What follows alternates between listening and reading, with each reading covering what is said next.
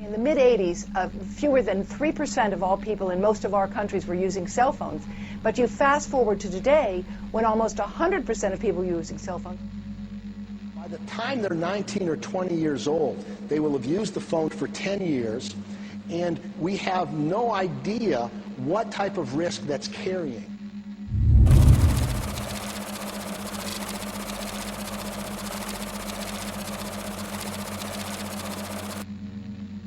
We've immersed ourselves in an ocean of electromagnetic radiation. It's all around us now.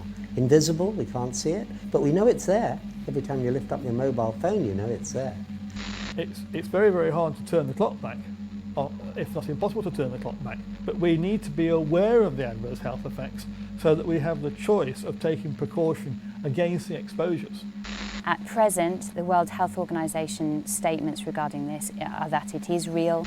We were not the only cancer cluster around a foam mast. There are many cancer clusters around foam masts. Most of the cancers which will arrive haven't arrived yet.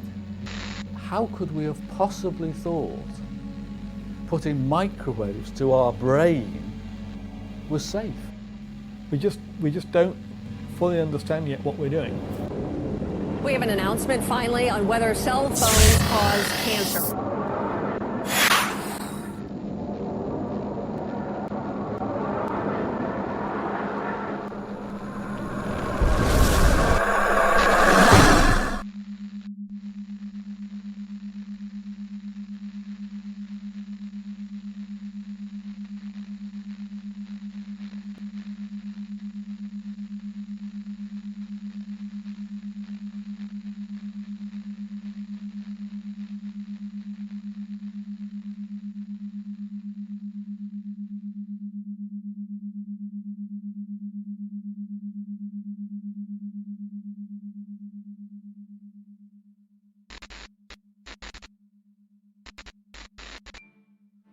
An unknown scientist is about to make a discovery that should have changed everything.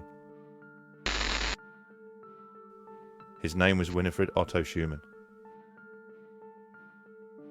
On the day in question, he was teaching his students about the physics of electricity, how a sphere within a sphere can create electrical tension, and subsequently,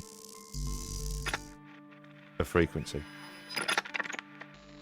Schumann's class had struggled to understand the subject, so to make it easier, the professor instructed them to imagine the Earth as one sphere and the ionosphere as another.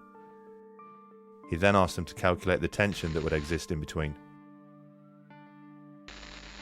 Having no idea himself, Schumann also began to calculate. Eventually, he arrived at a frequency of approximately 10 Hertz. As incredible as it seemed to Schumann, our planet had a pulse, a measurable frequency that surrounded life on Earth. Although the professor was proud of his find, he didn't see it as a hugely significant one, especially as it was only published in a small science journal, confined to the back pages, under the heading of Schumann resonance. It would take several years and an incredible twist of fate before the professor would begin to realize the true importance of Schumann resonance. That twist of fate had begun 30 years earlier with another German scientist by the name of Hans Berger.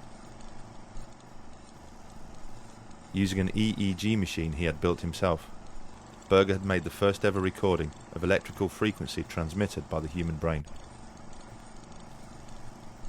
It was initially suggested the wave be named after the man who'd discovered it, but Berger, being a modest man, elected for an alphabetical name, and called it the alpha wave. Shortly after Professor Schumann's discovery, one of Hans Berger's colleagues, a man named Dr. Ankermüller, happened to stumble upon a bedraggled copy of a small scientific journal. The exact same small scientific journal that Professor Schumann's discovery had been published in several years before. He read the piece several times, shaking his head in disbelief. He realized instantly the magnitude of what was in front of him. The frequency of the alpha waves, recorded by Hans Berger, were almost identical to Schumann resonance. The frequency of the Earth.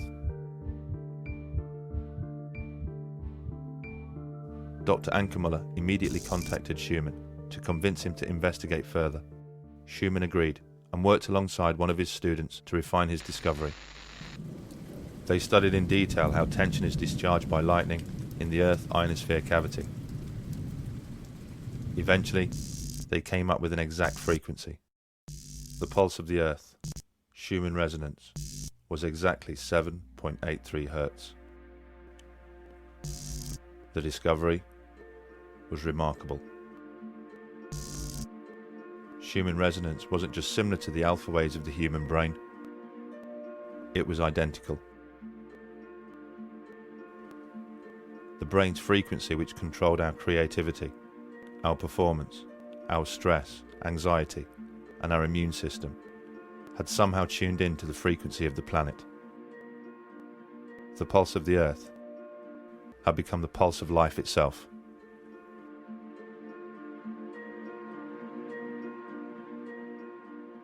The frequency of a wave is measured in hertz. This refers to the number of oscillations the wave makes each second.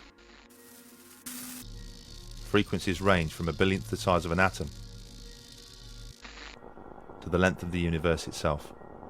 In theory, frequencies are infinite, so ultimately endless. If this was a coincidence, it was nature's most spectacular.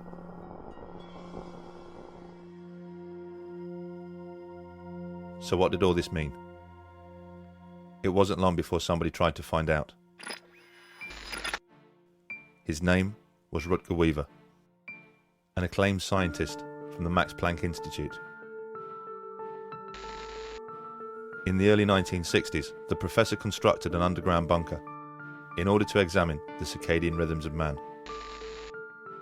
The circadian rhythm is the day-night cycle that is engraved into all life. Over a 30-year period, the professor conducted experiments in which student volunteers would spend several weeks at a time living in the bunker, completely shielded from the natural resonances of the Earth. In his results, Weaver noted some astonishing findings. He discovered that when Schumann resonance was filtered out of the bunker, the students' physical and mental health would suffer. He took students down there. He didn't trust to do it with ill or old people. He took young students down there because he knew, Weaver knew that there would be an effect. So obviously underground you don't have Schumann resonance. You only have the transverse magnetic fields from in the Earth. So by putting them underground, they started feeling sick, having headaches. Their circadian rhythm was completely upset. The interesting thing was, when he just introduced the 7.8 Hertz frequency with a magnetic pulse generator, that immediately stopped. Weaver would secretly introduce the 7.83 frequency to the bunker via a man-made transmitter. Each time he did so, he noted the ill effects suffered by the volunteers either disappeared or decreased. Their stress, headaches and emotional distress was reduced, and their sense of well-being was restored. All by the introduction of Schumann resonance. Weaver's research had revealed an incredible connection between human health and the natural frequency of the planet. And in 2011, groundbreaking research suggested something even more impressive, that Schumann resonance could be connected to the beginnings of life itself. The breakthrough came at the hands of Luc Montagnier, the Nobel Prize-winning scientist who first discovered the HIV virus. The professor was conducting water memory experiments, examining how water could retain a memory of substances that had previously been dissolved in it, when he stumbled upon something that would challenge the very principles of science. All life comes from life. This is a fundamental principle of science, and one which has never been violated in any experiment. Life can only exist where life has existed before. And the mechanism for this has always been understood to be a material one, such as egg and sperm or spore and cell division. But Luc Montagnier's experiments have offered a very different hypothesis. The professor showed that DNA sequences, the very building blocks of life, communicate with each other in water by emitting low-frequency electromagnetic waves. Even when the DNA was kept in separate test tubes, the professor still recorded electromagnetic communication between them. How sophisticated could this communication be? Well, Luc Montagnier showed they are able to organize nucleotides, the ingredients which actually make up DNA, into brand new DNA. Science has combined these ingredients countless times before, but in no experiment have they ever been able to recreate the spark of life and transform nucleotides into actual DNA, not without DNA already being present. Life, after all, can only exist where life has existed before. But in Luc Montagnier's experiments, the DNA had been completely filtered from the water. Yet new DNA was still formed. Just how was this possible? How had Luc Montagnier managed to achieve what no other scientist could, and create life where no life was present? What was so different about Luc Montagnier's experiments? There was the presence of a frequency which, when removed, would cause the experiments to fail, but when present, would ensure that they would succeed. That frequency was 7.83 Hz, Schumann resonance.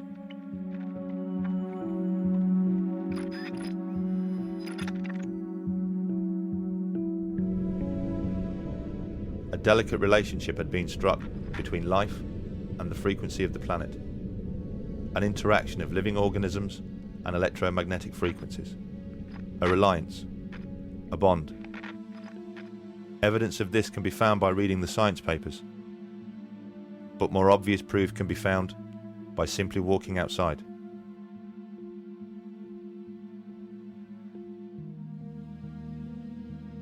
How did all this happen? Well, when you look at the history of the Earth, it seems pretty obvious. Schumann waves have been part of this planet since the very beginning. Life evolved surrounded by them, and inevitably tuned in. In fact, our sensitivity to frequency became deeply connected to our ability to sense another of the planet's phenomena.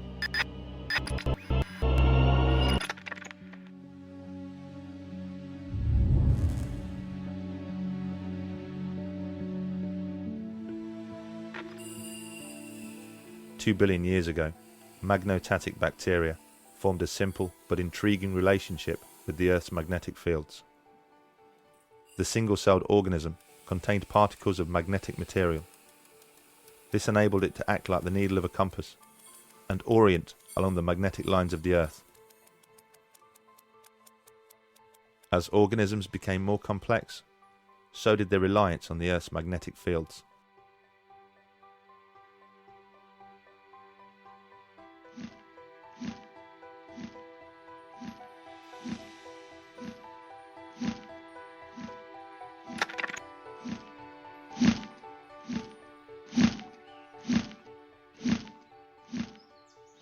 We do know that bees are sensitive to magnetic fields. We know that within their bodies they contain particles of magnetite, and laboratory studies have shown that they are indeed sensitive to magnetic fields, and you can demonstrate in the laboratory that if you artificially create a magnetic field, you can control the way that they build their comb, and it seems logical that bees are using magnetic fields in navigation. The delicate balance of life on Earth is perfectly illustrated by reliance on bees and their pollination of plants. It's hypothesized that without bees, life wouldn't stand much of a chance.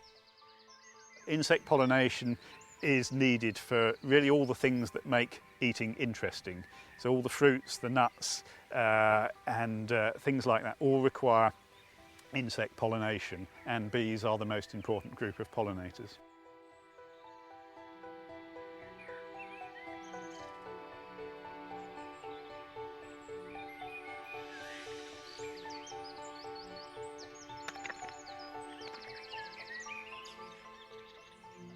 If the bees weren't here, we'd have a very boring diet. Yes, we would have a very thin existence. I think that's the point without bees. And of course, as well as the food that we need to eat, they're pollinating wild plants as well. And in many cases, we don't know details about the pollination of wild plants, but we can be sure that without bees to pollinate them, many of our wild plants would disappear.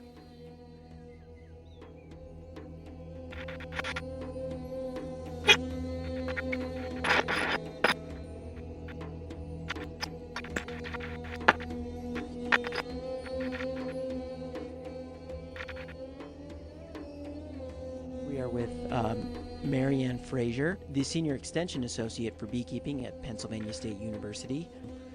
What are the classic criteria of colony collapse disorder so that any beekeeper can go out there and look at their bees and say, this looks like a pretty classic case of this?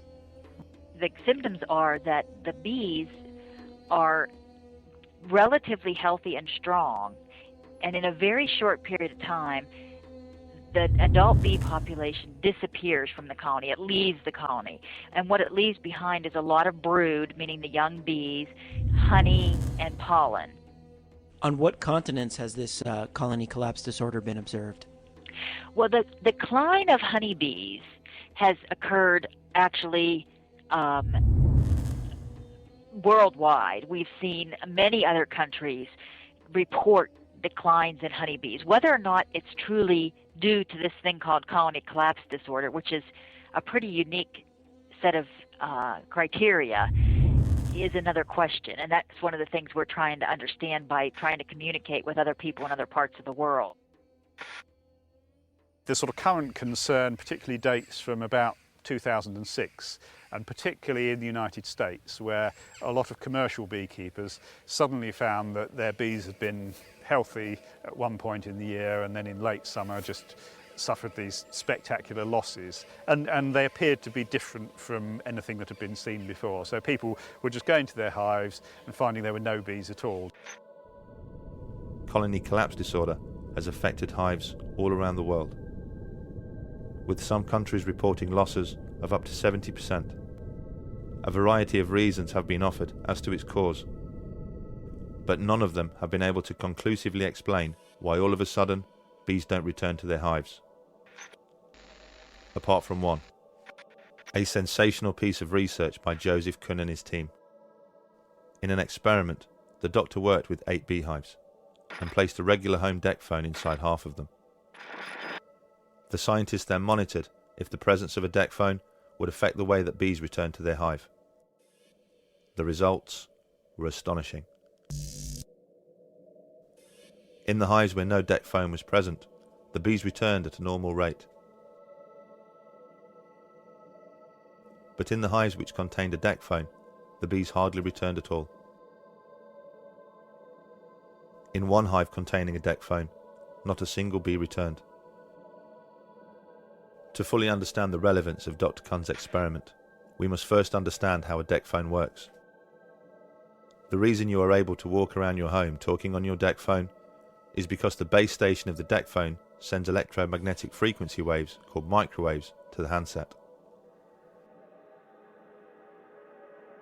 This is exactly the same way that a mobile phone mast communicates with a mobile phone.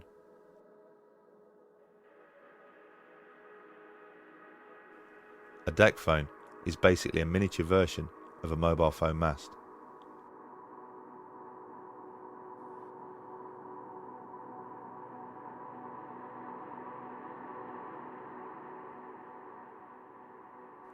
If a bee is affected by what comes out of a deck phone, it will most definitely be affected by what comes out of a mobile phone mast.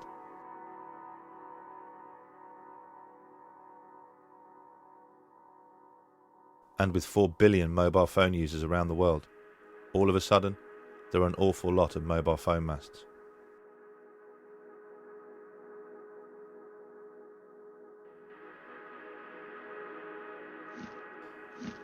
The bee's magnetic sense allows it to navigate using the magnetic lines of the Earth, an ability it has spent millions of years fine-tuning and developing. Does it stand to reason then that such an acute sensitivity would be affected by even the slightest change in the electromagnetic environment?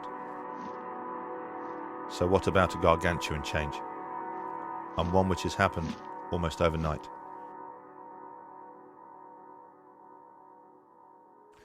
Are there other species that have this sensitivity to magnetic fields? A sensitivity which ultimately makes them vulnerable to man-made frequencies. Unfortunately, the discovery of a new protein cell called a cryptochrome suggests all life has a magnetic sense.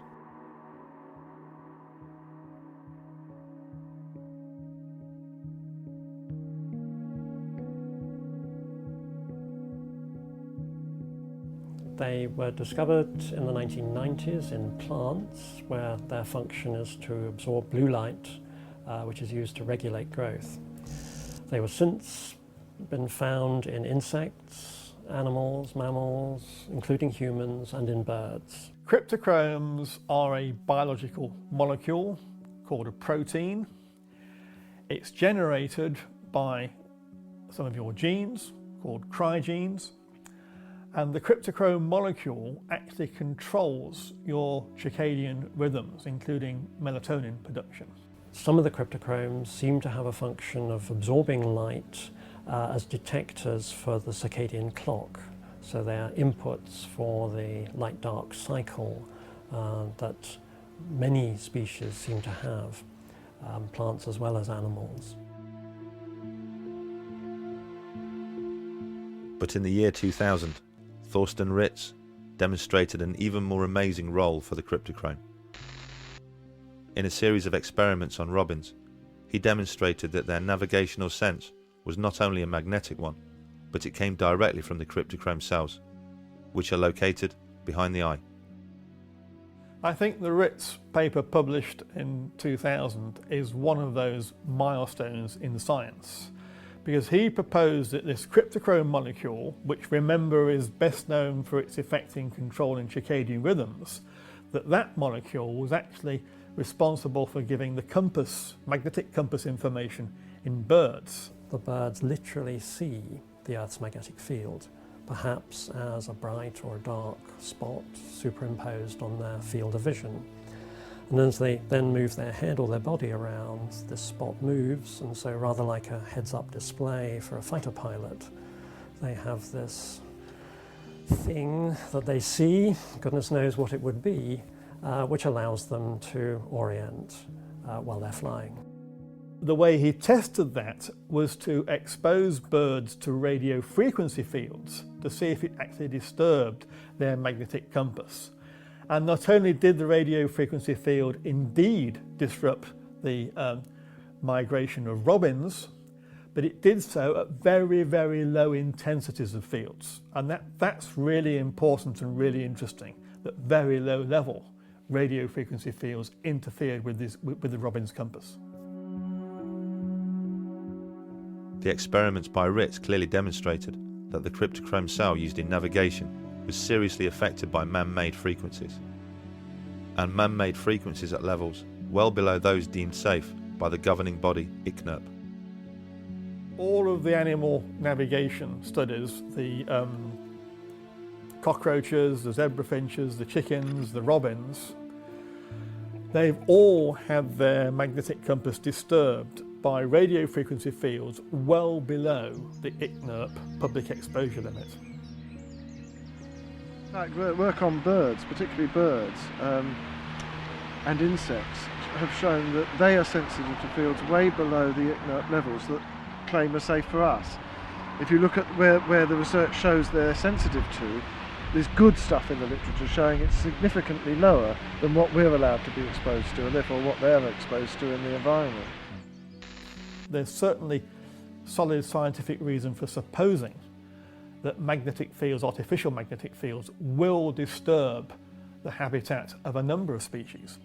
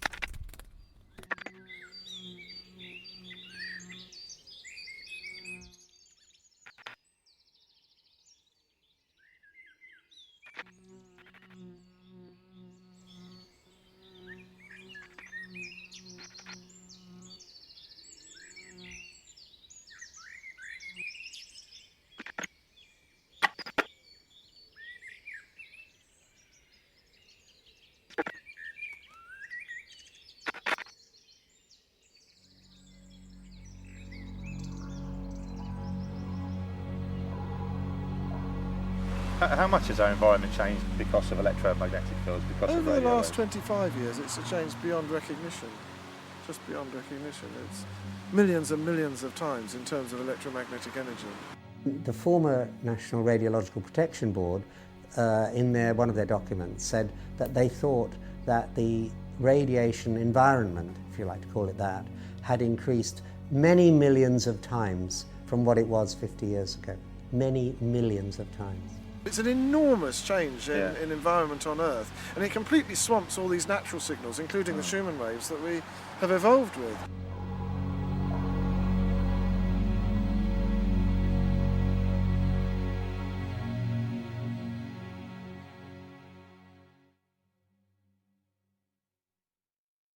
One of the reasons that cryptochromes are particularly interesting from the point of view of human beings detecting magnetic fields is that there's a recently study by Dr. Foley and colleagues showing that if you put human cryptochromes into the fruit fly, then the fruit fly is magnetically sensitive because of the presence of these human cryptochromes.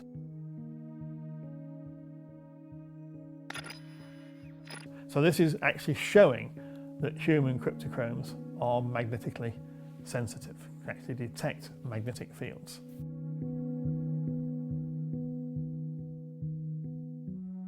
The discovery of the cryptochrome cell has sparked new interest in the magnetic sense of man, a sense that Robin Baker had predicted some 40 years ago.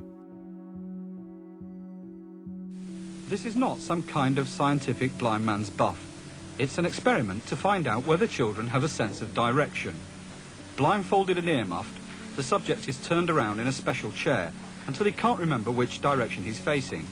The chair stops and the subject guesses whether he's facing east, west, north or south. West. The guess is recorded in a small computer. If children had no sense of direction, their guesses would be random, but they're not. Children after the age of about 10 or 11 make pretty good guesses. It seems they have a real sense of direction, and it seems to be a magnetic sense. When the scientists strap a magnet to the subject's head, it disrupts his sense of direction severely. And this is a huge advance in understanding. It begs all sorts of questions. It begs questions as to whether human beings can actually navigate in the Earth's magnetic field. Even though they don't do it today, did they do it thousands of years ago?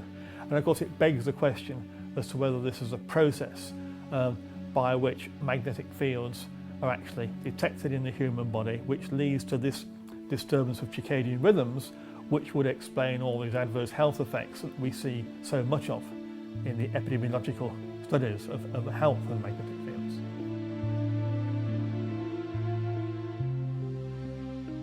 If mankind has the ability to sense magnetic fields,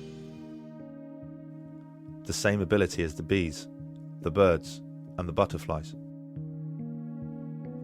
does that also mean that we are as vulnerable as they are to man-made frequencies? Will changes in our environment affect us, as it's clearly affecting them?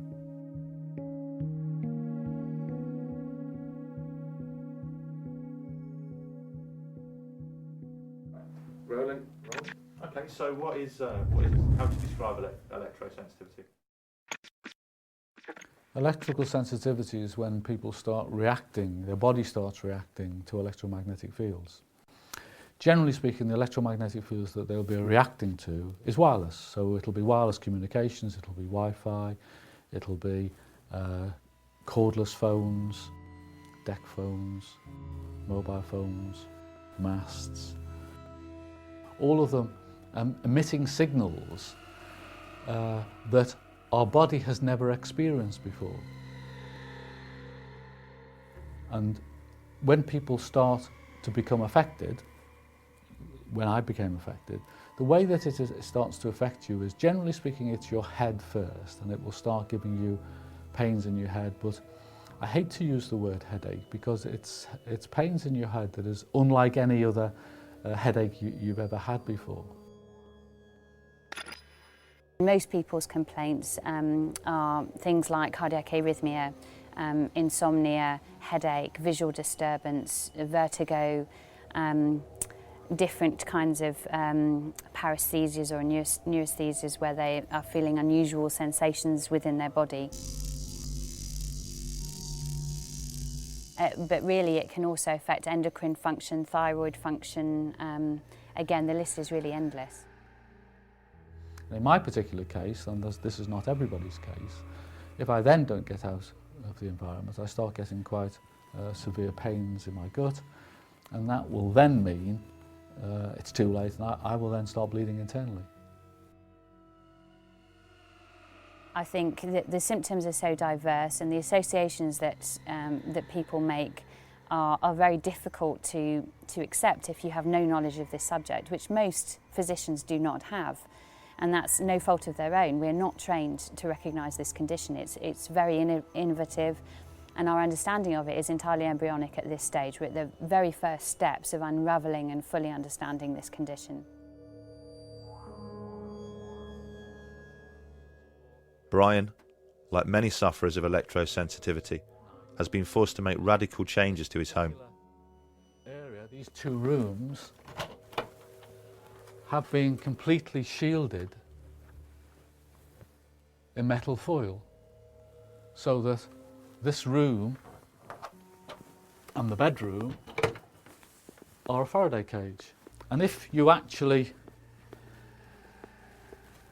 check the electromagnetic fields, or indeed the microwaves, and this machine is simply converting microwaves to noise, you find that the mast that is about half a mile away over there, which causes me a problem, by shielding the room and putting metallized glass, means that I can eliminate most of the electromagnetic fields. The aspects of an organism that allow it to detect and respond to electromagnetic fields, you could say this word's going to use in a number of different contexts, and if you bisect it and break it down, electrically sensitive, you could say that really that's a response to life itself. In that, for example, if we're looking at an organism to determine the presence of life, we're really looking for the presence of electricity.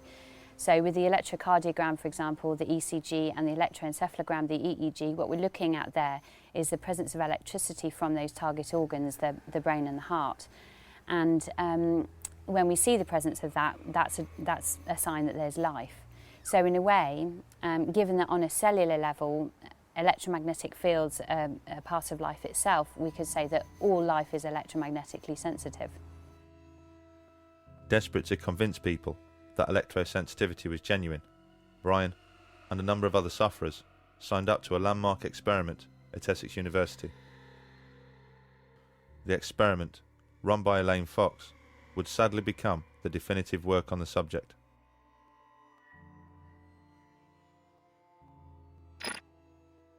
You have to go into a shielded room, and you go in there for a relatively short period of time, and the mast is on for 10 minutes and off for 10 minutes and on for 10 minutes, and to see whether you can detect whether it's on or not.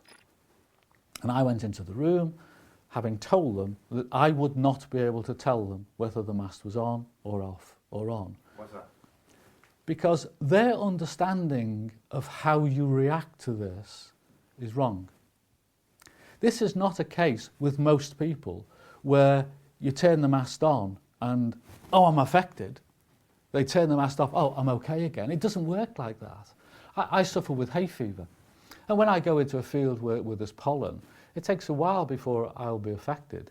But it takes a long time before I'm not affected. I can be removed from the hay field for 24 hours, but I'll still be feeling my hay fever. And electrical sensitivity with most people is a little bit like that. The way the team had set up the experiment meant it would be almost impossible for Brian and the other volunteers to prove they were being affected. Not that it would matter, as the team had inexplicably decided to do away with any form of vetting procedure. For one thing, people appear to be sensitive to different things. I'm sensitive to 3G mobile phones, I'm sensitive to GSM mobile phones, for example. There are differences in the way the modulation works. I have no idea whether they're right in their sensitivities, but if that is the case, then it makes sense that the people who you've got into your study claim to be sensitive to exactly the signal that you're going to be exposing them to. If you have someone that, for example, is always sensitive to Wi-Fi, but they're never sensitive to mobile phones, if they exist, then you make sure that what they're being exposed to is Wi-Fi and not mobile phones, because you're actually trying to prove whether they're sensitive to what they're saying they are. None of that differentiation was done. It was really, if you claim to be sensitive to anything at all that happened to be electromagnetic, you were in. Well, one of the reasons why I thought it was quite important was I help people who are electrically sensitive. And a couple of months before, I'd actually been to a lady's house who thought she was electrically sensitive, just to try and help her and to explain to her what electrical sensitivity was and what might be causing her problem. And to cut a long story short, it was obvious that this particular lady had a problem, but she was not electrically sensitive. She was definitely not electrically sensitive. But in the going of the conversation, she'd signed up for the Essex trials to try and find out whether she was electrically sensitive. Well, my heart missed a beat. Well, here's somebody that's not electrically sensitive, and they've signed up to go to Essex, and Essex are telling me they don't have a vetting procedure. What they actually found, and this is based on the text in their paper itself, I'm not sort of paraphrasing, is they needed, according to them, with the level of response they were expecting to see from sensitive people, they would need about 132 people, participants in their study, to show a statistically significant effect. That's how much population, if you like, they would need. That's how much data they would need in their study findings before they could say this group is clearly more sensitive than that group. What they got was 44. So from the very outset, they only had a third of the data they expected that they would need to find anything anyway. What they ended up finding was a near statistically significant risk anyway, i.e. the people who claimed to be sensitive showed that they were sensitive with a significance of about 90%. So the borderline at which a scientific paper says, yes, this is statistically significant, is 95%. If you don't get that level of certainty, it's not a statistical finding at all. It could be random chance and noise. They got something which was 90% certainty of an increase in risk, and of course it fails the magic bar at which you can call it a statistically significant result, and it was written off as this demonstrates that people aren't sensitive, when actually it did no such thing.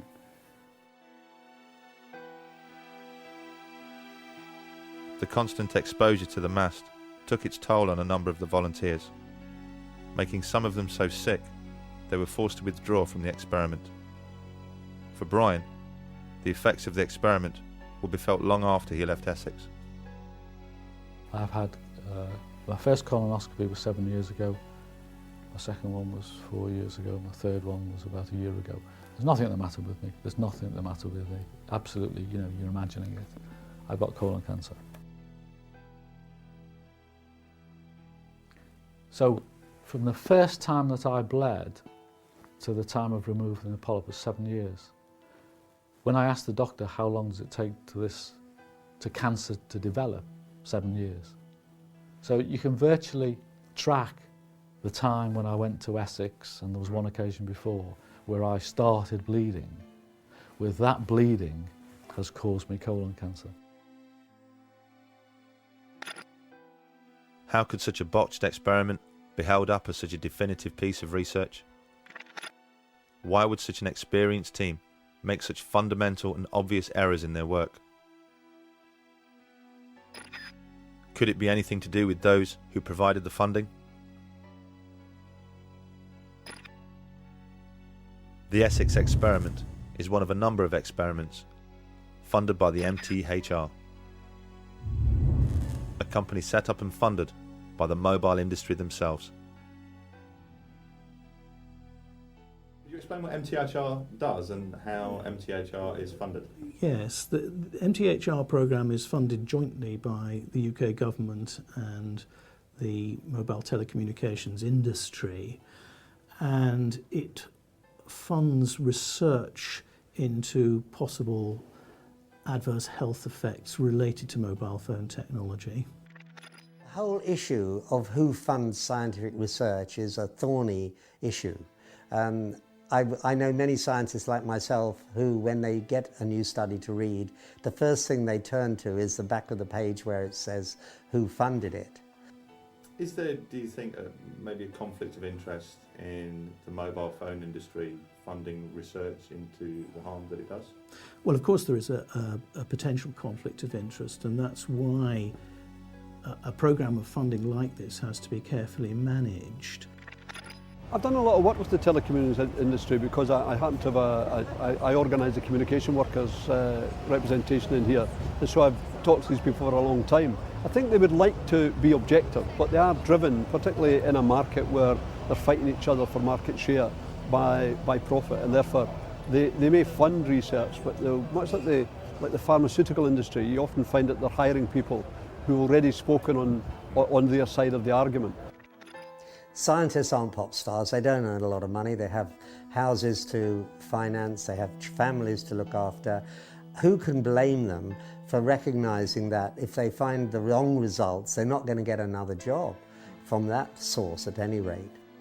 There are psychological pressures, even in the absence of actual pressures, which may or may not be present in individual circumstances. There are clearly psychological pressures to conform and to please the organisation providing your funding. You feel obliged. You feel obliged, you feel obliged. There are some really solid statistics showing that where there is an issue over electromagnetic field effects, that the studies funded by the utilities or by the power industry or the radio industry or by the mobile phone industry are funded by them, that the studies tend to be significantly negative, whereas the studies funded independently within universities and so on tend not to be so. It's a challenging area in which to research. It's not easy to do studies of that sort, and because of the constraints of doing research in human subjects, you're not going to have perfect research studies. There are always going to be limitations.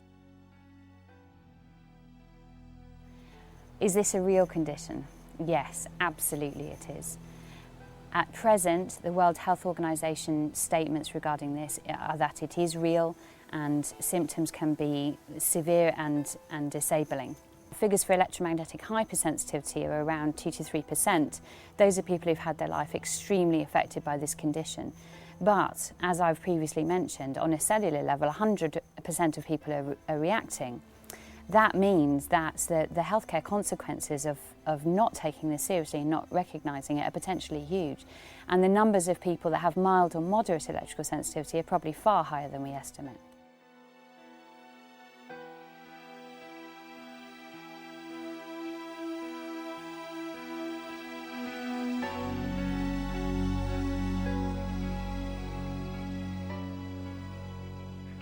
Where It leaves us with a tape recording of an experimental link-up between a standard telephone and a unique mobile handset. A dialing tone. And that's quite an achievement, because it's one thing to transmit a conversation, it's another to transmit accurate digital information. Now, an extension at the Research Institute in Chelmsford, which has perfected this technique. On the other end of this should be Liz Charnock. With the advent of the mobile phone in the 1980s, came the need to build a network of antennas to support them. Since then, the telecom companies have erected over 5 million mobile phone masts around the world. But incredibly, prior to filling the air with microwave frequencies, they didn't conduct a single piece of research to ensure there wouldn't be any long-term health effects from such exposure. The grid was built without first making sure it was safe. Thank you for your help.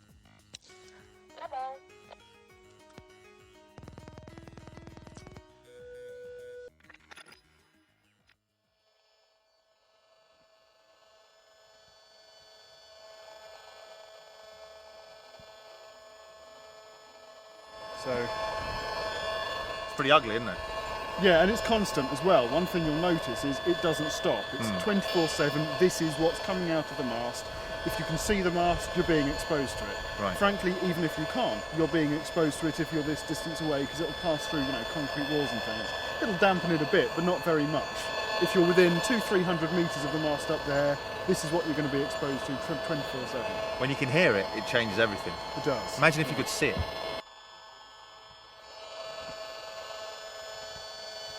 I mean, it'd be the equivalent of seeing a daily smog. Yeah.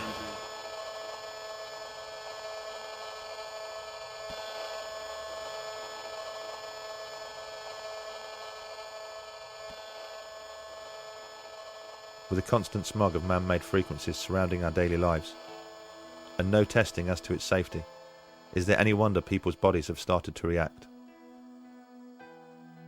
Well, it was almost 10 years ago, and I was in my 30s. No history of breast cancer in my family, and living a really healthy lifestyle. I'd been living next to a foam mast for many years, over 7 years by then. How far was that from? It was 100 metres from the house. Right, so pretty close. Yeah, and for years I'd been having symptoms which hadn't related to the foam mast, because I didn't know anything about the condition of electrosensitivity then. And I'd been having vertigo, sleep problems, headaches, sharp pains in my head. And I'd often visit the doctor only to be told it was either stress or a virus. And then, just out of the blue, I was diagnosed with breast cancer. And it was the biggest shock of my life. And at first I thought, well, it's bad luck, it's just unlucky, it's me. And started to go through my treatment. And it was then I started bumping into neighbours in the hospital. And I only lived in a small village. Right. And started bumping into other young ladies as well, who were neighbours. Young? How old? Oh, well, I was the youngest in my 30s, but the others were in their 40s or early 50s. Right, that's very young. And that was 5 of us all diagnosed at once, within 6 months of each other, with breast cancer. There were only 18 houses in the village surrounding the foam mast, so Eileen decided to conduct a survey to see if anybody else had suddenly started suffering ill health. What came back really frightened us. Lots of people were reporting the same symptoms that I've been suffering with for years. So vertigo. Yeah, the headaches, the vertigo. But there was other young women in the village who were having fertility problems and precancer cervical cells. Other young ladies who'd had breast cancer benign lumps, and there were other conditions of cancer as well in the area. One of our neighbours, who was only 51, had developed motor neurone disease, and he unfortunately died. And so we unearthed a horrendous can of worms. We've done a count of 77 people in the houses. And out of 77 people, how many people were suffering biological effects? The estimate was around 70%. People 70% of people who'd had effects over the years with biological effects, sleep problems, skin rashes, benign lumps or cancer.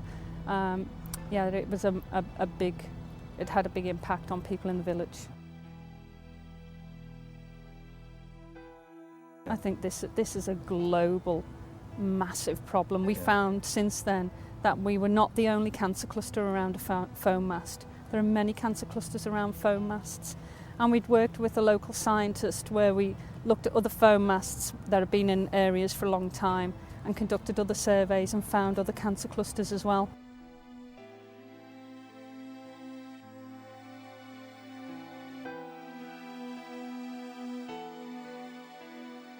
With so many phones and masts, and a mobile phone industry worth trillions, you would hope that by now a strict governing body would have been installed, an iron-fisted regulator who ensures the telecoms industry errs on the side of caution,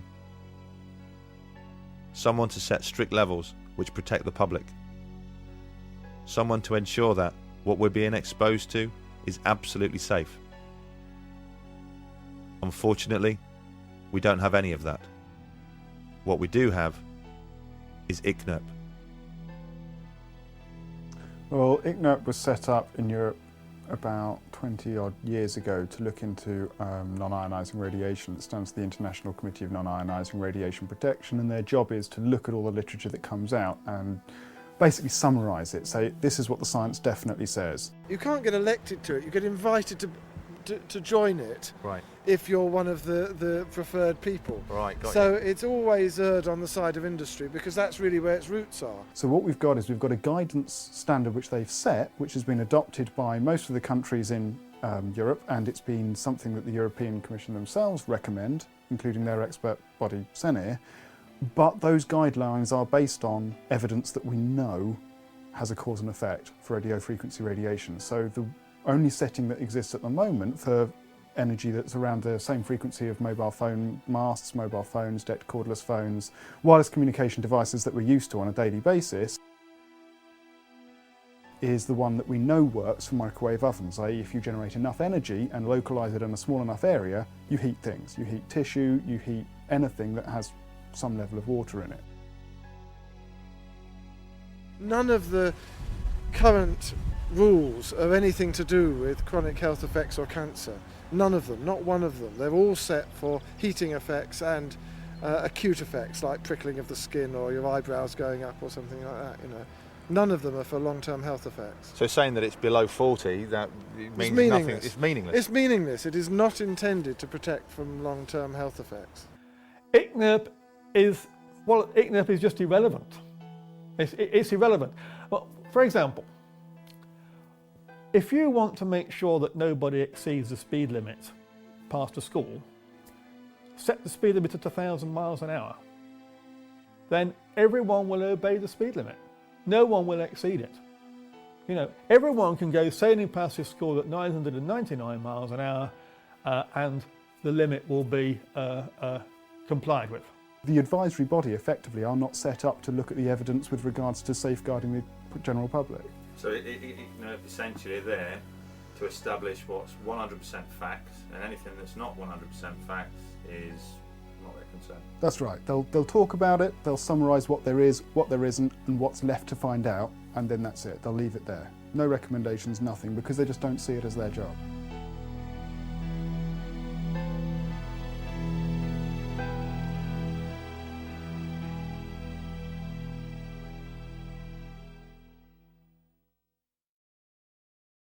What if I try and make a call? Let me try and make a call. If you try and make a phone call, it'll be almost constant, because it starts a proper sort of two-way high bandwidth transmission. Okay, let's do that. Oh wow. So as soon as it picks up, this is it trying to, and this is once it's on call mode, this is now what the phone's doing. And that's waves going from my phone to the base station and then being transmitted from there. And that's it's picked up. That's horrible.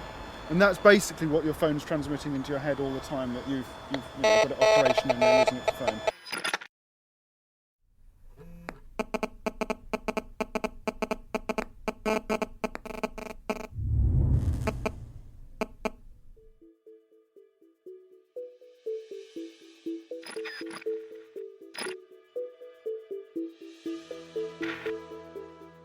It's hard to imagine a piece of technology which has accelerated into our lives quite like the mobile phone. 25 years ago, it was seen as little more than a gimmick. Today, 4 billion of his own one. And the average age of a child when they receive their first phone is just 8 years old. The way a mobile phone works is by sending and receiving microwave frequencies to and from the base station. So having a phone pressed against your head inevitably means your brain is being exposed to those waves. Does the brain react to this exposure? A recent American study shows it absolutely does. The work was carried out by Dr. Nora Valco. Dr. Valco and her team studied 47 healthy people for an entire year. Participants had a cell phone placed on their left and right ears.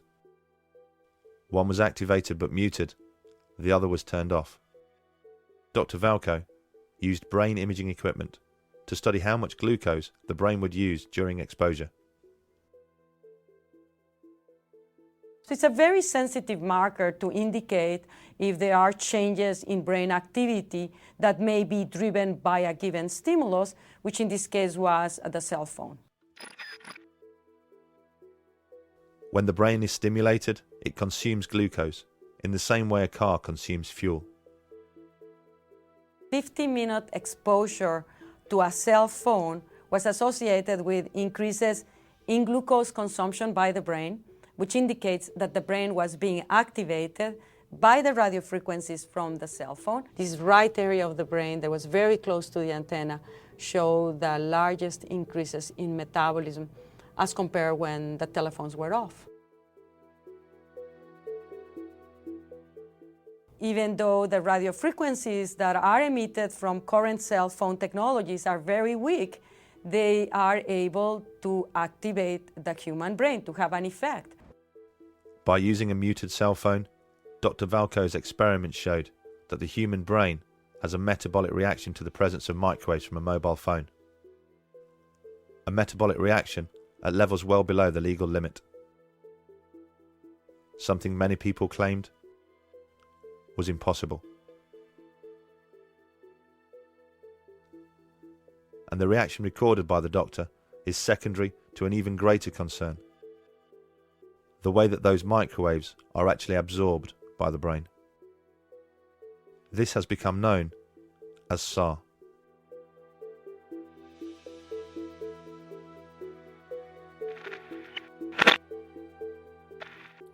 SAR is, well, first of all, it stands for specific absorption rate, and that's the measure of how much radio waves, or how much RF energy, in this case radio waves, is absorbed into the human body over a certain period of time within a certain volume. So it's a measure of the heating effect that a radio transmitter would have on your body, on the human body. The SAR for every mobile phone is measured in this way, using an artificial head called a SAM phantom. This is filled with a glucose mixture which represents the brain. The probe measures the amount of microwave radiation that penetrates the SAM phantom skull and calculates a SAR rating based on how much energy is absorbed.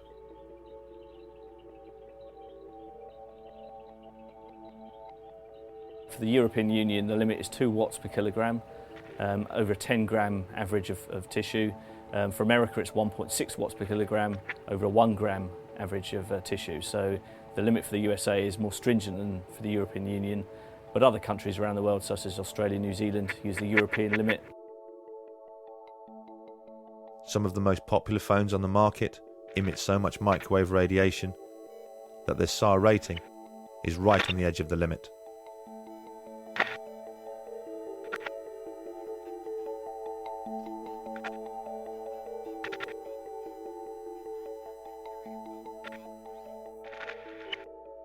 Every millimetre of skull helps protect the brain against the phone's microwave radiation, and therefore lowers the phone's SAR rating.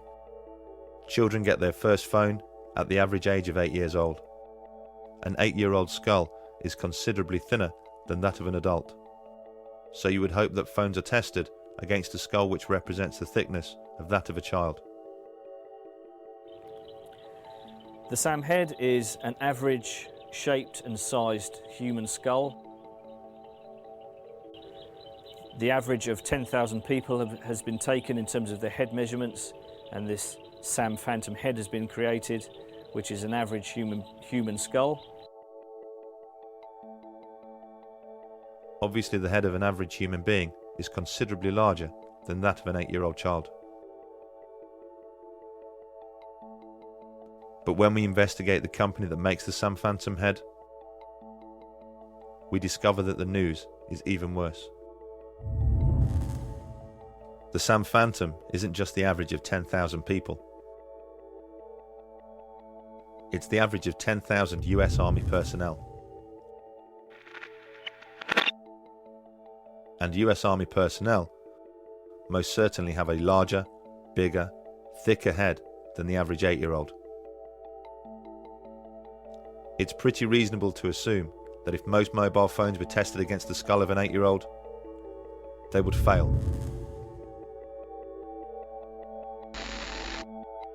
Who is it that sets the standards? A group of people from a committee called ICNIRP.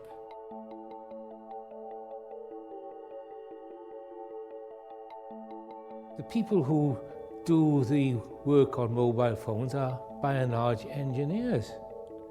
They have no idea what is going on inside the living cell, but they are pontificating on this. They make the assumption that the only thing that can affect the well-being of a living organism is if it is powerful enough to heat the tissue. But that's like saying, we know if we boil an egg, it goes hard.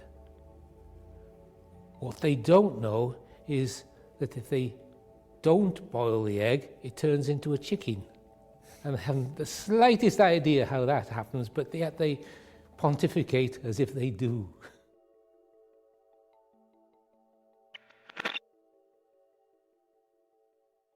In 2011, the World Health Organization changed the danger rating of mobile phones, reclassing it as possibly carcinogenic to humans, based on an increased risk of contracting a glioma, the type of brain tumour associated with using a mobile phone. What was the catalyst for this abrupt change in status? There have been countless studies conducted into the possible health effects of mobile phones, some showing an effect, some showing no effect. But the most conclusive came from Leonard Hardell. He has overseen the largest and most comprehensive piece of research ever conducted, combining his own work with that of others from around the world. From the early 1990s, they have investigated the phone habits of more than 2,000 people from around the world. People with tumours such as astrocytoma and acoustic neuroma,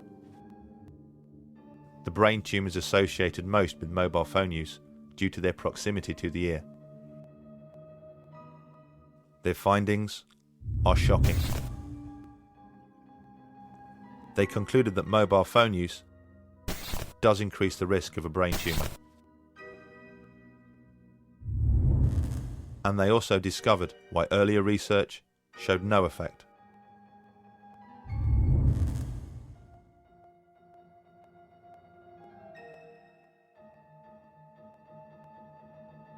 I think there's more evidence that it's carcinogenic than just possibly carcinogenic.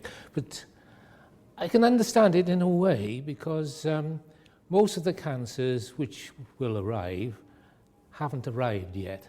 I mean, people haven't been using cell phones for long enough for the true effect to become apparent. As is the case with other carcinogens, it takes at least 10 years before you start to see an effect from the exposure. Because the mobile phone explosion didn't really take hold until the late 1990s, it's not surprising we are just starting to see the effects right now. So what are the telecoms industry doing to protect its users from contracting a brain tumour? A flick to the far reaches of their safety manuals suggests that they are more concerned about protecting themselves.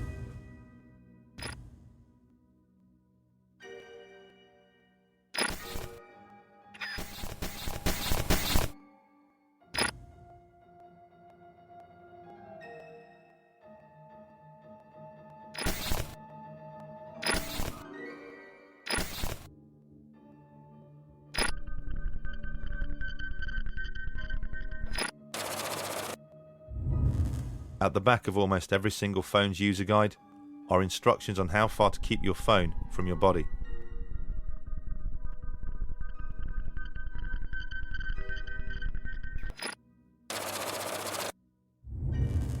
Instructions which, in the most part, are wholly unworkable.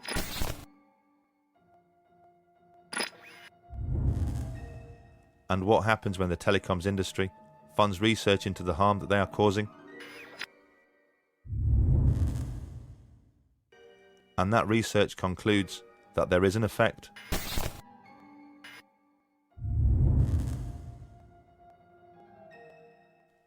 That the use of a mobile phone does play a role in the development of cancer.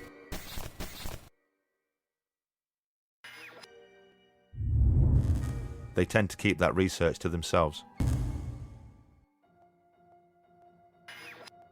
We just don't know what we're storing up with EMF, because the effects are largely long-term, and we have, as you say, this ubiquitous exposure and ubiquitous reliance on these exposures.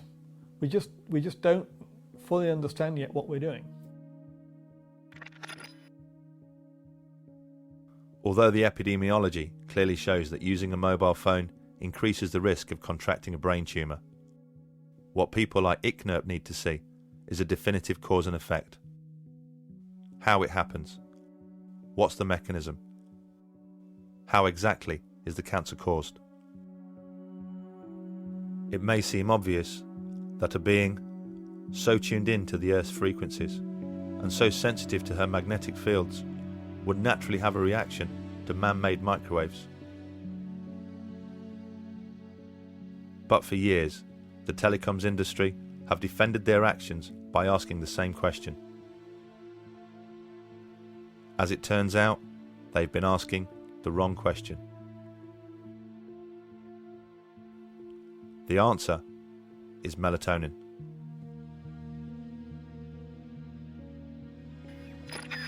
You know, melatonin is a hormone, and believe it or not, it's made in the brain. It's made in the pineal gland of the brain, and it's got a very powerful antioxidant status compared with vitamins. For example, melatonin is 5 times as powerful as vitamin C and twice as powerful as vitamin E. And it secretes only at night, and it's at night that we need it because that's when we go to sleep and when our brain repairs the cells of our body. And that's when melatonin comes out to do its work.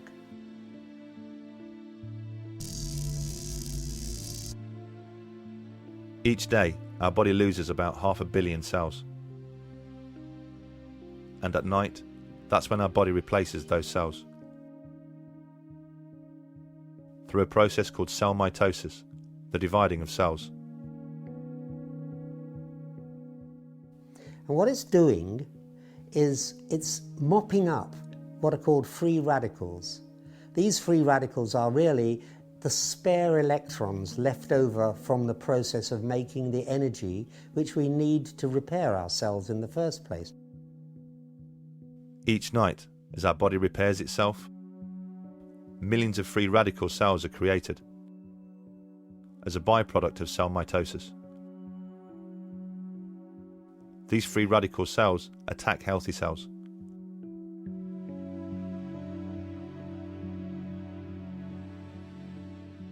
It is universally agreed that the free radical cell is the main causal factor in most cancer. Our body's main defense against these free radicals is its most powerful antioxidant, melatonin. It passes into the bloodstream, and its job is to act as a natural antioxidant, a natural anti-cancer agent. Melatonin is a very, very powerful anti-cancer agent. What it does is it acts as what's called an oncostatic agent, that is, it protects you against cancer. It controls the sleep-wake cycle so that you get a good night's sleep when you've got proper melatonin. It's an anti-aging molecule. In other words, by mopping up those free radicals, it leaves your skin and complexion looking younger.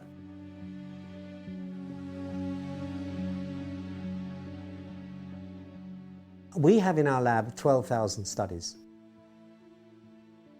which we've collected over the years. And that is more studies than have ever been published on paracetamol, which is the most common headache reliever. There's more scientific interest in melatonin than there is in paracetamol. What are the consequences of having a reduced amount of melatonin? Yeah. Well, you have a reduced amount of melatonin. What happens then is that your immune system starts to be less competent for a start. You tend to get sleep disturbance. You can't get off to sleep, or if you do, you wake up and can't get back to sleep. You can have heart complications because melatonin protects your heart as well.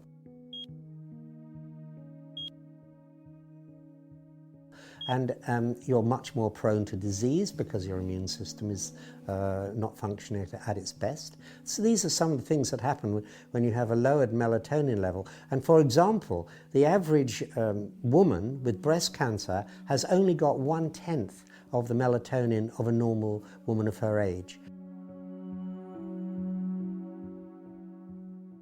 And for people with prostate cancer, they've got less than half the melatonin that they should have. Autistic children have less than half the melatonin levels that they should enjoy.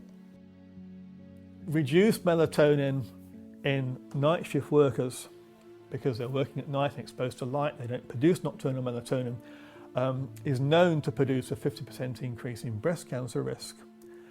And the International Agency for Research on Cancer, IARC, has actually classed night shift work as a class 2A probable carcinogen because of this melatonin reduction.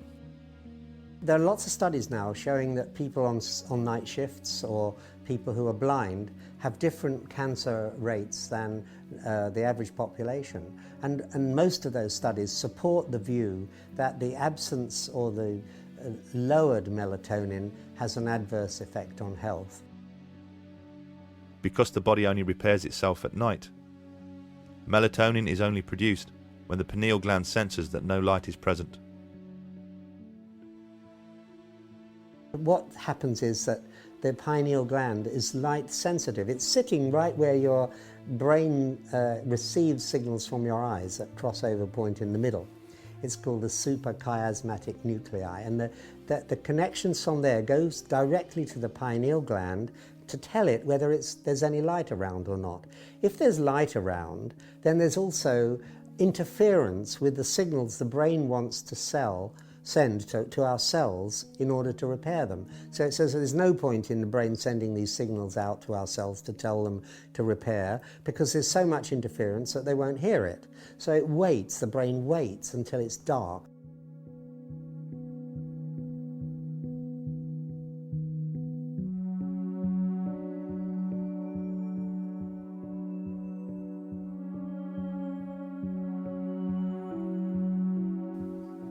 What kind of research has shown that there's an effect on melatonin production from electric fields, magnetic fields, radio waves?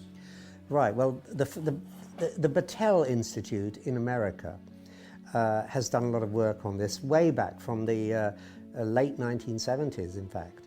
And their scientists there, Barry Wilson and Dick Stevens and people like that, started thinking that because we know that if you turn the light on, then the brain stops making melatonin, they thought, well, maybe our brains can't distinguish between electric fields and that we make ourselves artificially, and the natural light that we all know happens during the daytime. because we just don't make melatonin in the daytime. For very good biological reasons. So they thought, well, maybe these electric fields are suppressing the synthesis of melatonin, and that in turn is leading to cancer, breast cancer particularly, in women, because they don't have the immunological protection that they would otherwise have. So the brain interprets radio waves as being light waves? Yeah, we don't know the difference.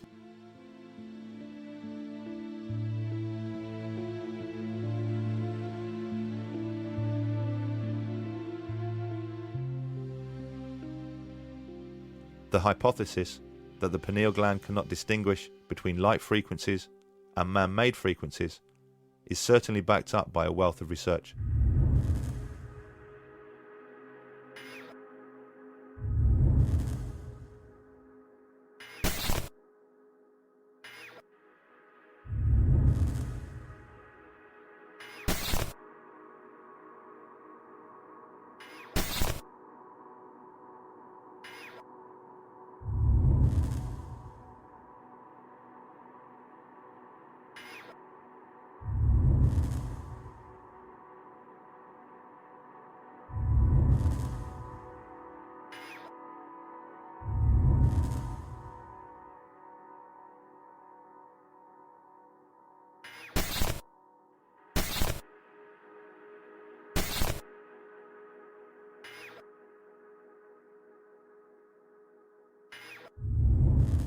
Do you think it's pretty conclusive that electric fields, magnetic fields, radio waves affect the production of melatonin?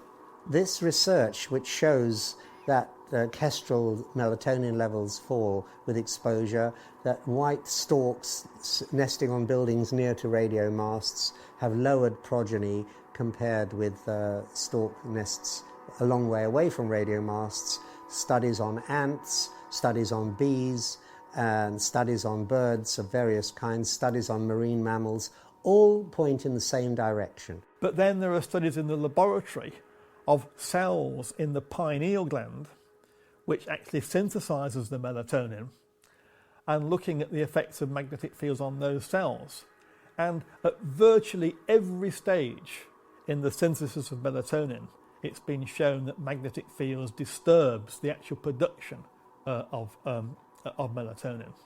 So you see, the evidence is in all aspects of the pathway of melatonin production, that the inhibition of melatonin production by magnetic fields, the research covers really every aspect of that pathway. Would you say that it's almost conclusive? Yes, I would say it is almost conclusive.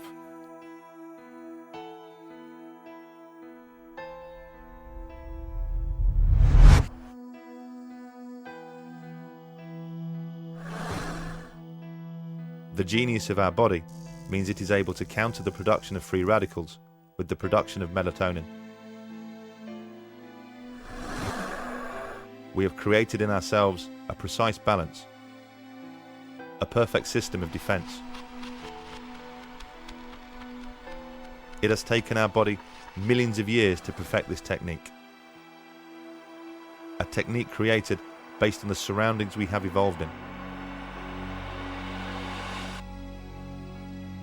But over the last few decades, our surroundings have changed, and changed exponentially.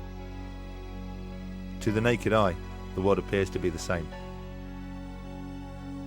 But at a cellular level, it is the biggest change in environment life has ever encountered.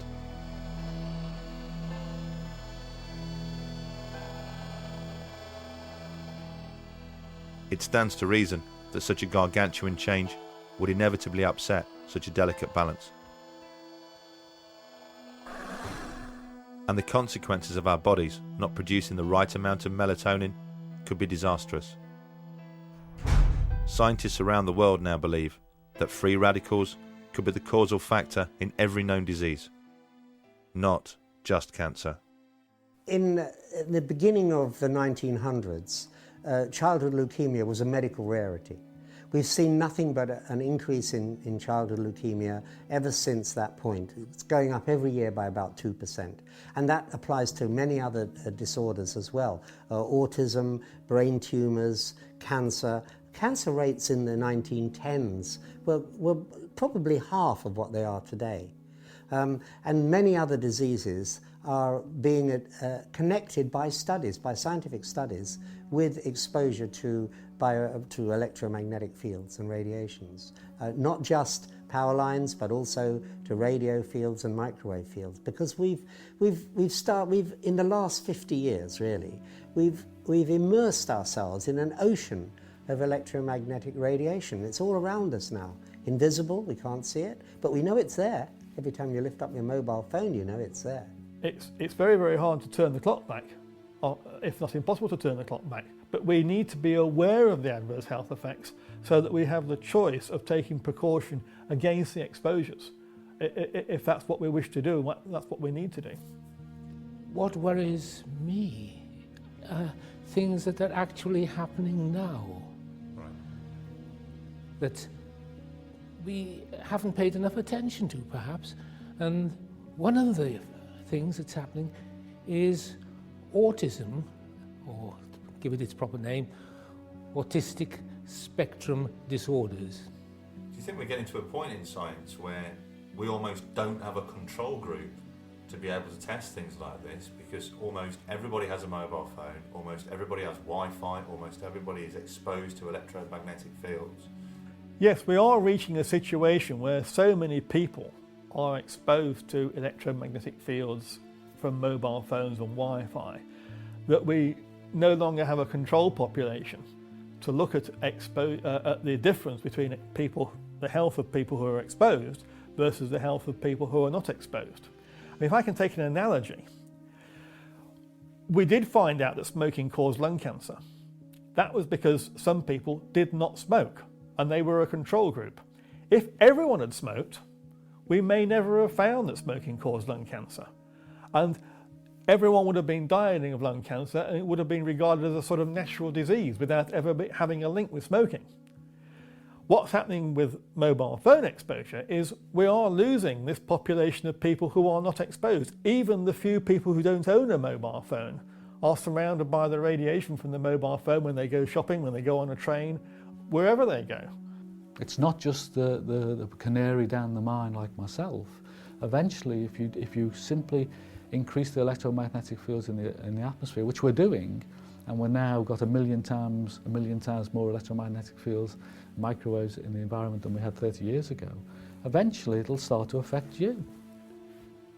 It's very, very hard to say where we might be in 15 years' time, but I would very much hope within a few years' time we do recognise just how much these ill health effects are actually costing society. And then we might wake up and look at the causes and realise we have to do something about the causes.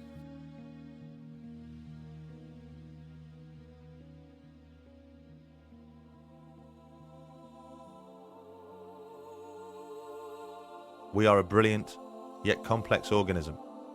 The way that our body functions isn't by chance, nor is it something which has happened overnight. Like every other creature on this planet, we have adapted into the environment we exist in.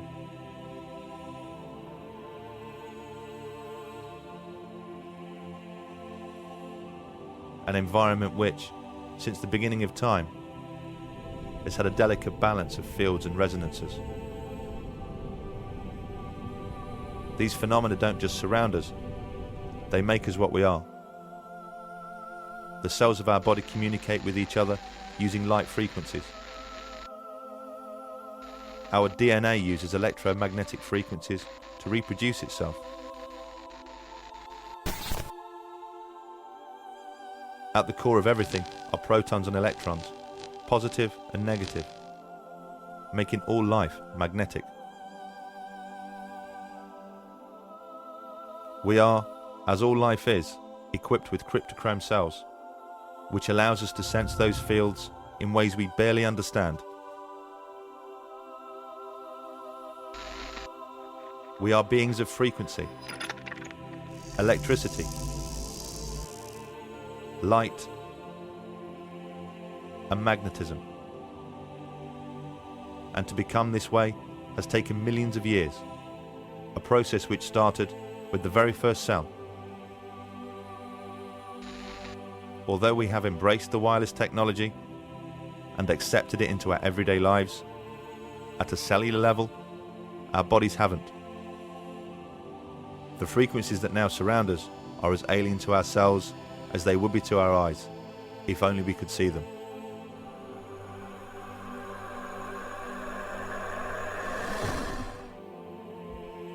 Our children are being born into a world that their bodies simply cannot understand.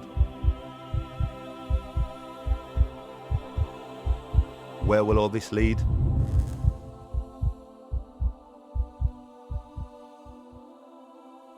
As this film is being made, 4G technology is being rolled out around the world. To accommodate this, the ceiling levels are being increased. Wi-Fi is in almost every single home, school and business, surrounding us constantly. Deck phone technology is the norm in almost every single household. At a time when the industries responsible should be displaying caution, they are displaying a reckless disregard for our long-term health. Money talks.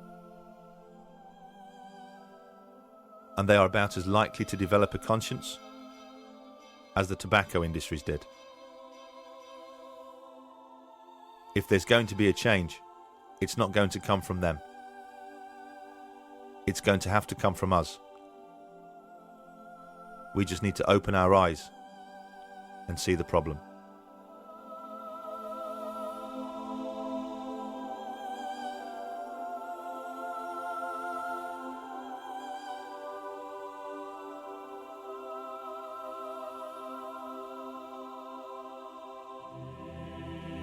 Would the MTHR, do you think, fund research into radio waves affecting melatonin, given that this is the mechanism that people seem to point to, that mobile phones affect the production of melatonin? Melatonin is an antioxidant, a free radical vacuum cleaner, if you like.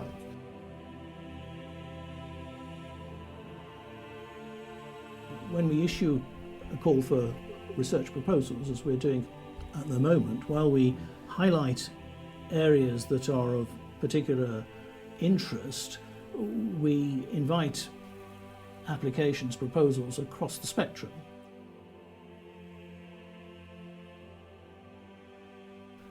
But it would have to be prioritised alongside the other applications that we get. We only have a limited pot of money, but we don't rule out funding research on melatonin. It's not one of the areas that we've identified as a priority at the moment.